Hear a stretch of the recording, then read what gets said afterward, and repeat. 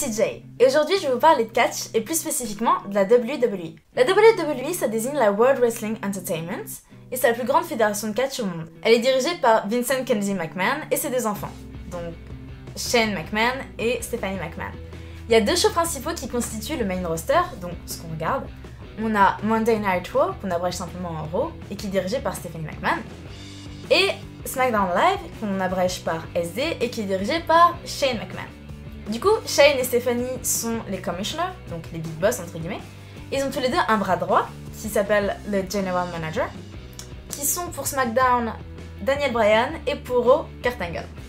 Les shows ainsi que leurs dirigeants ont des thèmes musicaux qui sont vraiment cool, donc je vous les mets dans la description en bas, n'hésitez pas à aller les voir.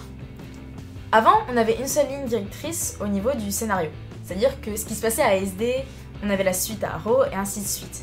Sauf que maintenant, à cause du draft de 2016, qui est une sorte de séparation on va dire, qui sépare les deux rosters, on a deux lignes directrices, donc une pour SmackDown et une pour Raw. Je dirais que le catch c'est un peu comparable à une série télé, dans le sens où les catcheurs c'est aussi des acteurs, donc c'est des athlètes c'est sûr, mais ils sont quand même des personnages à jouer avec des caractères spécifiques, etc. etc.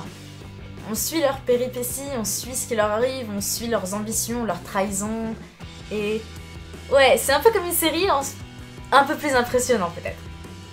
On a des sentiments quand on regarde le catch, comme quand on a des sentiments quand on regarde une série ou un film en fait. Les feels sont présents. Les feels. Et en plus, c'est du sport. Donc, c'est le parfait mélange entre une série et du sport. C'est juste que les catcheurs ont un entraînement spécifique, donc du coup, ils ont une technique vraiment spécifique au catch. Mais ça rend ça simplement mieux. Donc ouais, je dirais que le catch, c'est scénarisé, c'est sûr. Mais les combats et les sentiments qu'on a, eux, ils sont bien réels. Et d'ailleurs, vous remarquez que c'est du sport parce que si vous regardez le catch, à chaque début de show, on a un panneau explicatif qui nous dit de pas faire ça chez nous. Que les superstars de la World Wrestling Entertainment sont des athlètes entraînés avec un entraînement spécifique. En conséquence, il ne faut pas tenter de reproduire ce que vous voyez chez vous ou tout autre part. En clair, faites pas ça chez vous parce que ce serait ballot de vous blesser à cause d'un pop-up powerbomb. Voilà. En espérant que ce premier épisode vous ait plu, c'était une présentation un peu rapide du catch, mais j'espère que ça vous plaît.